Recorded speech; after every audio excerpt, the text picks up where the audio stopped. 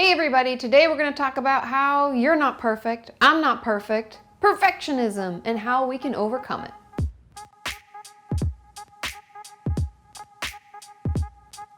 I want to get into the habit of defining terms before I talk to you about it at all. And so let's first define what perfectionism really is. And I'm reading from my notes as always. And it says, perfectionism is a personal standard to strain compulsively and unceasingly towards unobtainable goals and to measure their self-worth by productivity and accomplishment. And I think it's safe to say that that kind of encompasses all that perfectionism is. It's like we keep striving for more and more and more and we can never get there. In a lot of ways, I think eating disorders play into this perfectionism role, but that's for another video.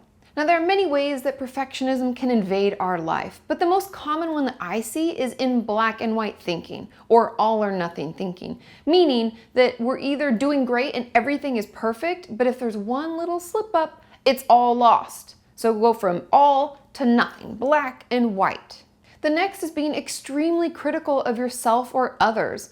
And I truly think that these happen together. Like if I'm extremely critical of myself, that means I feel terrible and I'm gonna have a really hard time. Therefore, when I look at someone else, I'm gonna be critical of them. Honestly, just because I don't have any good thoughts going on in my head. Also, I always visualize this as that person sitting to the side when you're painting or cleaning and they're like, you missed a spot. I feel like that's kind of what this is when we're critical of someone else.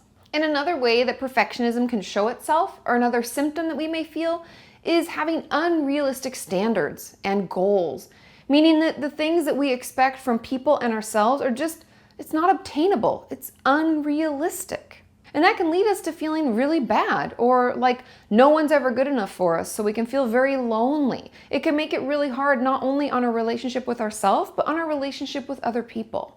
Another symptom we may feel is self-sabotage or procrastination. I've struggled with this with a lot of my clients where it has to be perfect and every project at school or work has to come out perfectly.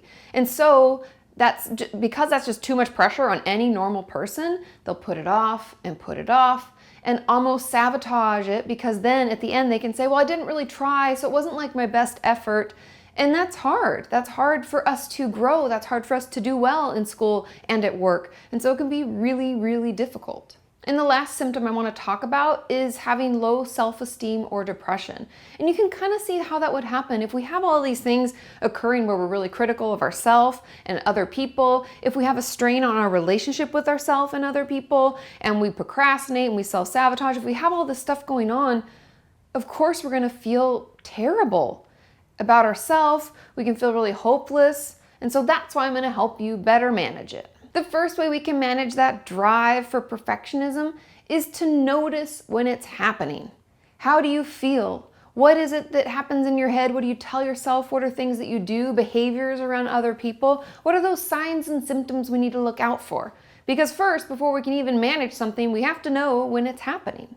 And you might even have some specific triggers, certain people, certain scenarios that make you want to do that. Something that I notice is that two perfectionists together are like their worst enemy. It's like fire and gasoline, like poo, poo, poo. It's too much. You can trigger each other into wanting to be perfect. And by one trying harder, the other tries even harder, and it just fuels one another. And so noticing that and noticing behaviors and relationships can help us be more aware of our triggers so that we aren't wanting to act out of that perfectionistic thought so often.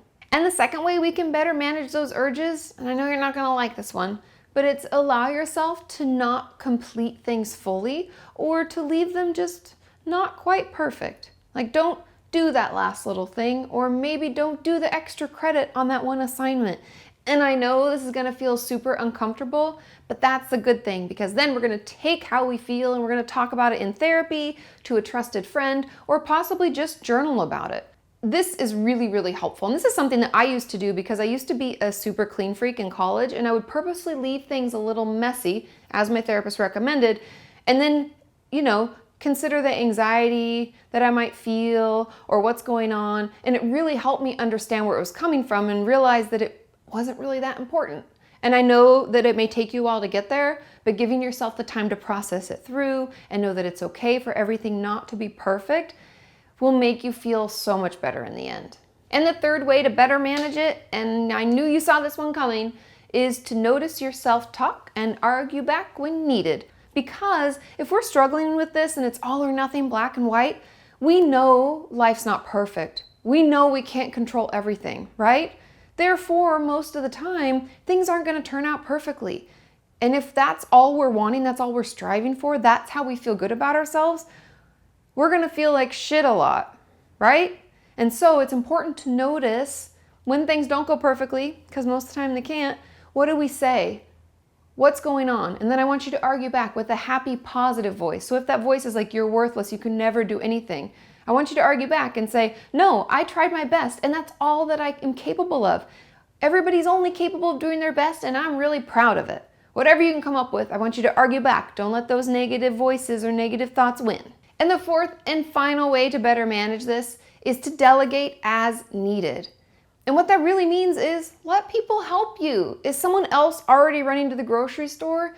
Let them help you and grab the things you need. If you forgot to get that package or do that thing, send somebody else. If you're lucky enough to have employees, have them help you and assist you with a project or something that you're working on. If you just need to run to the print shop, have someone do that for you. Recognize what you really have to do yourself and what other people can help you with, and then separate those out and spread it over, because that makes it more attainable. It makes it easier for us, and then we don't feel so overwhelmed with the need to do everything ourselves and everything perfectly. Because, like I said earlier, life's not perfect. We can't expect that from ourselves. That will only make us feel, honestly, pretty bad. This video has been brought to you by the Kenyans on Patreon. If you would like to support the creation of these mental health videos, click the link in the description and check it out. Do you have any tips or tricks or things that you do to better manage your urges for perfectionism?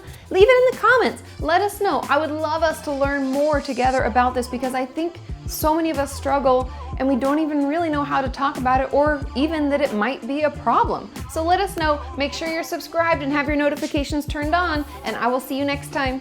Bye.